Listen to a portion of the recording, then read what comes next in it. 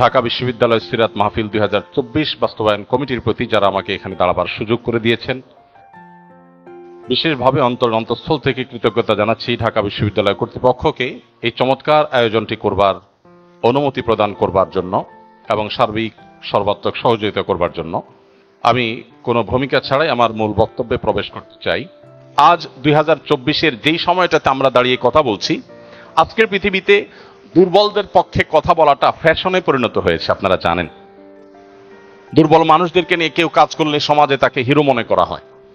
আজকের সমাজে দুর্বলদের নিয়ে কাজ করলে তাদেরকে নিয়ে মানুষ অনেক গর্ব করে।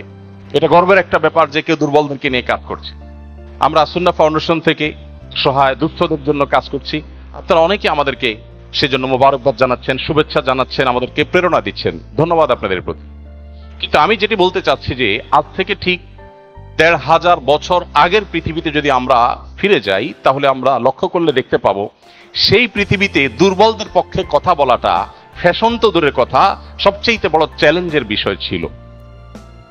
আজকের এই অনুকূল পৃথিবীতে দাঁড়িয়ে আপনি দাস-দাসীর অধিকার, আপনি শ্রমিকের অধিকার, আপনি নারীর অধিকার, আপনি অন্য ধর্মাবলম্বী সংখ্যালঘুদের অধিকার নিয়ে কথা বলতে পারেন। এই কথা বলাটা অনেক নিরাপদ, অনেক ফ্লেক্সিবল পরিবেশ আপনি দেখেন। কিন্তু মুহাম্মদ সাল্লাল্লাহু আলাইহি সাল্লাম যখন দুর্বলদের পক্ষে কথা বলেছেন, তখন পৃথিবীতে দুর্বলদের পক্ষে কথা বলাটা সহজ কাজ ছিল না। এটা লাইফ রিস্কের ব্যাপার ছিল, কিন্তু সে কাজটা তিনি করেছেন। সম্মানিত উপস্থিতি, প্রিয় নবী সাল্লাল্লাহু আলাইহি সাল্লাম তিনি দুর্বলদের পক্ষে যে কথা বলেছেন, সেটা আজ আমরা অনেকে যে দুর্বলদের পক্ষে কথা বলি নানা পার্থিব উদ্দেশ্যে, তার সেই দুর্বলদের পক্ষাবলম্বনটা পার্থিব কোনো উদ্দেশ্যে ছিল না। আমরা অনেকে আজ দুর্বলদের পক্ষে কথা বলি কোন সংস্থার কোন প্রজেক্ট পাওয়ার জন্য। আমরা অনেকে দুর্বলদের পক্ষে কথা বলি কোন প্রজেক্ট পেয়েছি সেই টাকা হালাল করবার জন্য। আমরা অনেকে দুর্বলদের পক্ষে কথা বলি সোশ্যাল মিডিয়াতে প্রচুর লাইক কমেন্ট পাওয়া যাবে সেজন্য। আমরা অনেকে দুর্বলদের পক্ষে কথা বলি এর পেছনে আমাদের পার্থিব কোনো স্বার্থ আছে সেই কারণে। মুহাম্মদ সাল্লাল্লাহু আলাইহি সাল্লাম সেই ব্যক্তি ছিলেন যিনি দুর্বলদের পক্ষে কথা বলেছেন প্রচন্ড প্রতিকূল পরিবেশে। তার সেই কথার বিপরীতে তাকে থ্যাঙ্কস বলার মতো পৃথিবীতে কোনো মানুষ ছিল না। তখন মুহাম্মদ সাল্লাল্লাহু আলাইহি সাল্লাম দুর্বলদের পক্ষে কি বলেছেন এটা নিয়ে ঘন্টাকে ঘন্টা কথা বললেও, কি করেছেন তাদের জন্য ঘন্টাকে ঘন্টা আলোচনা করলেও শেষ হবে না। কিন্তু সময় খুবই সংক্ষিপ্ত, আমি এই জন্য মোটা দাগে মূল কথাগুলোতে চলে যেতে চাই।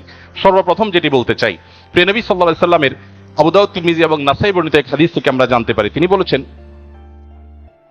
তোমরা তোমাদের যে সমস্ত দুর্বল মানুষেরা আছে সে সমস্ত দুর্বল মানুষদের ব্যাপারে আমার কাছে তালাশ করবে, খোঁজ খবর নিবে, তাদের জন্য কোনো কিছুর প্রয়োজন হলে আমাকে বলবে।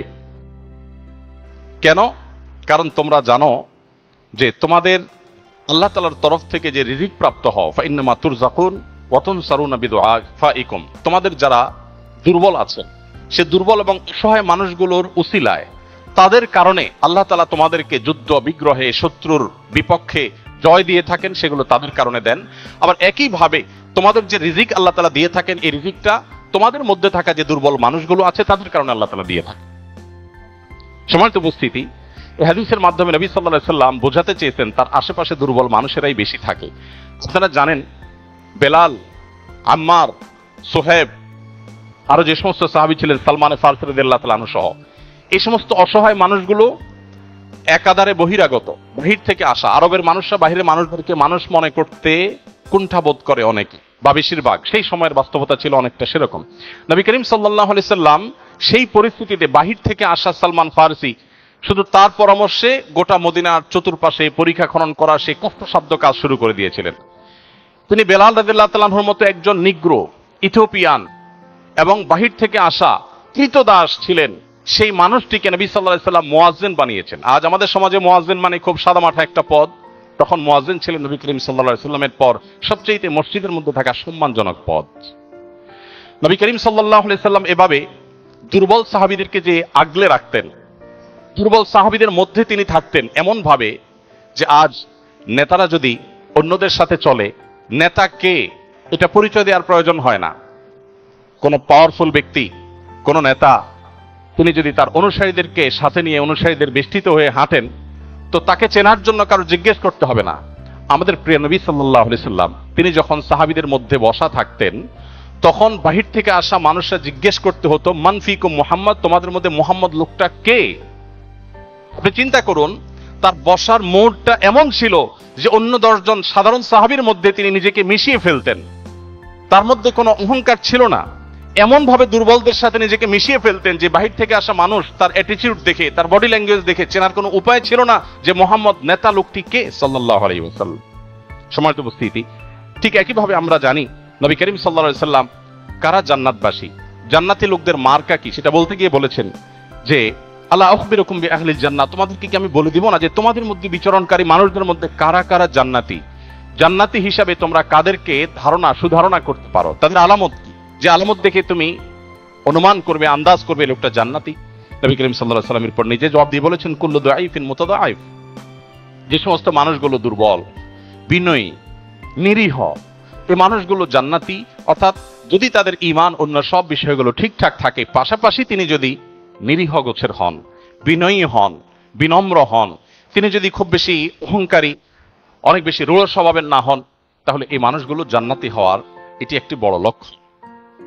এখানে নবী করিম সাল্লাল্লাহু আলাইহি ওয়াসাল্লাম দুর্বলতাকে জান্নাতি হওয়ার, নবী সাল্লাল্লাহু আলাইহি ওয়াসাল্লাম দুর্বলতাকে বা বিনয়কে জান্নাতি হওয়ার লক্ষণ হিসাবে উল্লেখ করেছেন। এখান থেকে বোঝা যায় দুর্বলদের অবস্থান তার কাছে কেমন ছিল।